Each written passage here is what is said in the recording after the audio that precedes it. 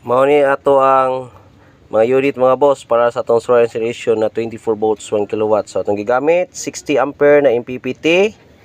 Dayon inverter na 1 kilowatts 24 volts naka-ready na 220 volts sa output nga 60 Hz naka-ready na ni. Ang madaog ani niya mga boss 7 cubic na ref paubos, washing machine, rice cooker, lights, DVD, TV, sound system o uban pa na ubos sa 800 watts na mga appliances.